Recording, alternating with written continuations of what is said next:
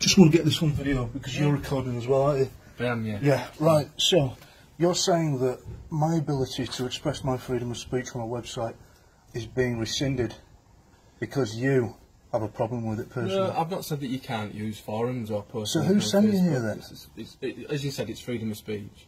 Right. It's more about the content of what you've put. So what have you got a problem with? Some comment that you've said you're going to drag somebody out of an office, an MP, you're going to drag it out of an office into the street. Based on a hypothetical situation? Yeah, but all I'm asking, I'm not saying you can't use it, or you shouldn't be using it, I'm just asking you to be mindful about what you're putting on there. Alright.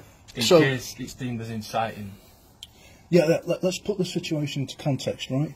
So, based on something that may or may not happen, an action could be taken, right? So how can you have a problem with that? I'm not saying we've got a problem with it. Right. I've been asked to come and speak to you to make you aware, okay, that your comments are visible online and we can... Oh, I know that. I've been doing it for, what, 20 years? Yeah. Yeah? And you've got every right to do that. I've not got an issue with it. So why are you here then? Because I've just explained that to you. You haven't. It's the fact of what you said, and then you said, I can't do this alone. Yeah. Who wants to join me? Right. So it can be seen as sort of inciting something to happen. Inciting what? Inciting something based on an outcome that hasn't yet even been visualised. No one knows whether it's going to happen or not. Well, if the government betrays the people, do you really think that I'm going to be the only one? Stephen, I'm not how going to get into the debate or argument. Well, this is what I'm getting into. This is what I'm getting into, because we need to get into it. Because if you think about it, if Brexit is denied, right, there's not just going to be isolated pockets of violence. The whole country is going to be inflamed. You're talking 17.4 million people. Yeah. Do you think I'm going to be the only one? You've got your own comments and thoughts about it, haven't you? That's fair enough. I think a lot of people have. Yeah. And we've got the right to express it. Yeah, of course you have. I agree. And you don't seem to get that. No, I do. Who sent you? It's come from my inspector. And the inspector is being ordered. Is he taking it upon himself? Who's sent me? Well, no, it's not, because you're coming around to my house, knocking on my door, asking me, I should be careful, mindful of the comments I make online. But they're perfectly within the law. Right. Aren't they? Yeah, but I'm not saying you broke the law, have I? Otherwise we'd have been dealing with it a different way. I'm not saying you've committed any offences or crime. Let's say the worst happens. The government betrays the people, right? Because I don't trust them. Loads of people don't trust them. And I go around there with a group of people and we drag her out and we question her. How can you do this to our country? How can you call yourself a politician? People have voted you into power. We've trusted you. This is one of the strongest Brexit areas in the country, and you've gone and done this. How can you do that? Right. Well, we're going to decide now that we don't want you in our town anymore. Leave. Is that illegal? No. Sure, it's your thoughts, isn't it? That's what there you want. you go then.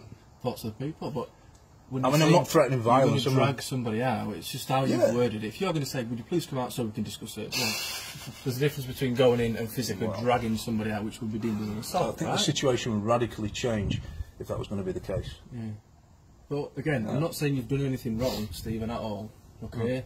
I've just been asked to come and remind you about the use of forums and social media, etc. Okay? I don't need to be reminded of that, and I don't need you to come round to my house. There's nothing else that I need to discuss with you then. It's quite an interesting discussion when we've got a limited freedom of speech in this country. It's been eroded all the time because people like you are taking orders from people who want it to be eroded. We've got all these stupid laws. People can't speak their minds anymore. You know what happens when people can't talk to each other? Bad feelings bottle up inside you, and there's only a certain, there's two things are going to happen. Either someone's going to explode and do something, and you guys are going to get involved, or they're just going to get depressed. It's one of two, isn't it? We're just here to keep the peace, aren't we? You know what I mean? Well, you're not here to keep the peace because there's no peace has been. No, there hasn't. I'm not here for any other reason than to have a chat with you. That's all. Well, I've not come to upset you. I'll tell you that you can't do X, Y, and Z. It sort of it rings the stars here, doesn't it? Right.